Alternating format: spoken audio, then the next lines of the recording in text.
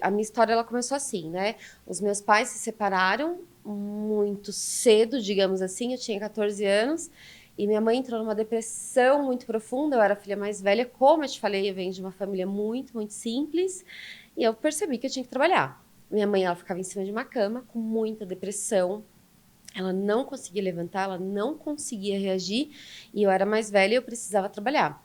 Então eu entrei ali no varejo e eu me apaixonei pelo varejo, me apaixonei pelas vendas, assim como eu sou extremamente apaixonada até hoje. Então, dali, eu comecei a ver que tinha alguma coisa muito interessante. Interessante no sentido de que somente eu ali, uma menina menor de idade, eu conseguia sustentar minha família. É, com o valor, com o dinheiro das vendas, né? Então, eu comecei a trabalhar no shopping e tudo mais. Então, foi aí que foi se construindo a Juliana empreendedora. Os anos foram passando e tudo mais. Eu falei, acho que posso. Acho que posso.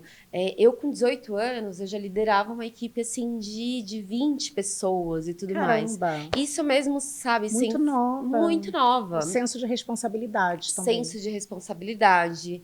é, e assim, e principalmente, mais do que a responsabilidade, a necessidade. Eu precisava levar o dinheiro para casa, eu precisava levar comida para minha casa. Então, assim, eu sabia que era dali que eu tinha que levar. Então, eu sempre fui muito afoita, no sentido de conseguir as coisas através do meu trabalho. Então, como eu te falo, com 18 anos, eu já estava ali líder, né? E eu lembro que era uma loja que era predominantemente masculina, né? Era uma loja muito grande, uma rede muito grande que eu trabalhava. E eu lembro que dessas 100 lojas eu era a vendedora número um no Brasil ali na época. A E venda já estava correndo na veia. sim, já estava correndo na veia, mas eu falo assim, eu amo vendas, mas ela começou exatamente por necessidade, né? Então, e aí eu comecei a gerenciar e tudo mais, foi aí que eu fui me apaixonando aí pelo mundo do varejo, né? Digamos assim. E quando você viu que você era a mulher que podia mais? Quando eu vi que eu era a mulher que eu podia mais, depois desse tempo, né, tava trabalhando ali nessa rede, enfim, e aí passei por outras lojas e tudo mais, e a última loja que eu passei, ela foi como que eu posso dizer? Ela foi uma faculdade para mim, que foi a loja onde era uma loja grande, porém pequena. Por que grande? Porque assim, os donos, eles tinham muita energia, eles impunham muita energia, investimento, carinho, amor e tudo mais. Pequena no sentido de que ela não era uma rede, né? Sim. Como as outras que eu já tinha trabalhado, como as lojas de shopping e tudo mais. Então, pelo fato de não ser uma rede, pelo fato de ser uma loja que eu era muito próxima dos donos, eu tinha muita autonomia para fazer tudo que eu queria, sabe? No sentido de eventos, parcerias e tudo mais. E era algo que eu não conhecia trabalhando no shopping. Ou não conhecia, ou não tinha pelo menos essa liberdade. E aí, quando eu tive essa liberdade, eu comecei a já criar, antes da minha loja, essa comunidade ali no, a minha região ali no Tatuapé, na Olha Franca, já comecei a criar essa comunidade. E eu falei, eu acho que eu posso. Eu acho que eu posso criar a minha, eu acho que eu posso ter a minha. Eu acho que a gente que é empreendedor, a gente, por mais que nós estejamos no emprego do qual a gente ame as pessoas e ame o lugar, a gente sempre tem aquela veia, eu quero mais, eu acho que eu posso. A gente sempre tem isso, né? Se é certo ou não, a gente vai ver lá na É. frente. Então foi aí que eu decidi. Eu falei, eu acho que eu posso. E aí foi onde eu decidi criar a minha própria loja, a minha própria marca, a minha própria comunidade. Eu nunca me esqueço de uma cliente que ela.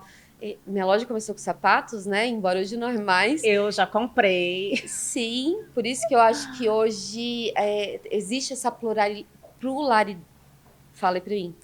Pluralidade. Muito legal.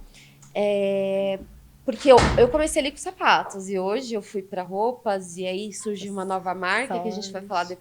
depois e tudo Sim. mais. Mas eu vi ali que eu podia. Eu lembro de uma cliente que falou assim para mim: Nossa, eu vejo sapato, que na época era eu lembro de você. Eu falei: Olha, eu acho que eu posso explorar esse campo.